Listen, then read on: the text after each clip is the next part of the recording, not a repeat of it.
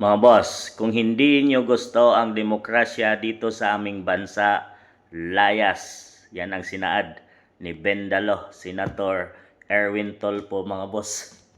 Pinahayag ito ni Senator bilang matibay na panindigan laban sa anumang panghihimasok ng China at bilang pagtatanggol sa soberenya at demokrasya ng Pilipinas. Ang tapang nito, mga boss, ang tatapang ng mga senador nito. Di man lang nila pinag-isipan muna bago sila sumigaw ng ganito. Mga senator pa naman to, mga boss, hindi to mga announcer ng radio o mga vlogger na nagsisigaw-sigaw lang. Dapat pinag-isipan nila ang kapakanan ng mamamayang Pilipino, hindi ng iyong iilan lang, mga boss.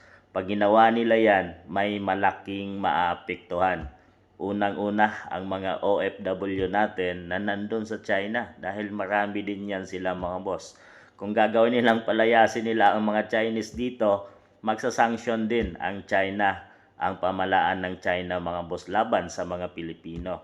Mga OFW, mga boss, ay malaking ambag dito sa ating bansa sa kapamagitan ng kanilang mga buwis, mga boss, na kinukurap lang ng mga politiko ngayon ang buwis ng mga mamamayang Pilipino. Binubulsa lang, mga boss, isa na dyan ang mga flood control projects na sana ay proyekto para sa mga mamamayang Pilipino ang makinabang, mga boss. Tatapang ng mga senador ngayon, mga boss, lalo na to si Bendalo.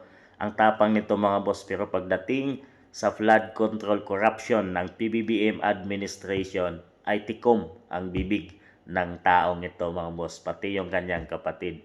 Ang iingay nito sa kanilang programa sa radyo at pagdating naman sa aktual, akala ng sambayan ng Pilipino sila ang maging boses natin dyan sa Senado, mga boss, pero nagkamali ang mamamayang Pilipino sa pagboto ng mga tolpos na to. Dahil una, sa pagbendalo na binabali nila ang batas, pangalawa, tahimik sila, mga boss, sa nangyayaring billions of corruption na under PBBM administration, mga boss. Mga billions of budget insertion. So ano kayang ibig sabihin nun, mga boss? Bakit tahimik ang mga Tulfo brothers na to? Pero dito, nag-iingay sila pagdating sa China. Kalain mo, di naman natin kaya kung tutuusin labanan ang China, mga boss. Imposibleng mananalo tayo sa China dahil sa high-tech na kanilang kagamitan. At kung sanction lang ang pag-usapan, marami ding mga produkto na nanggagaling sa China na nandito sa bansang Pilipinas. At vice versa, tayo din ay nagpapadala ng mga produkto papuntang China. Kung talagang putulin nila o kung talagang mayaman na ang bansang Pilipinas, ay pwedeng putulin natin ang ugnayan ng China, mga boss, at ng Pilipinas. Kung kakayanin ng pamahalaan na suportahan tayong mamayang Pilipino dahil malaking mawawala pag nagkaroon ng sanksyon ang bawat bansa natin.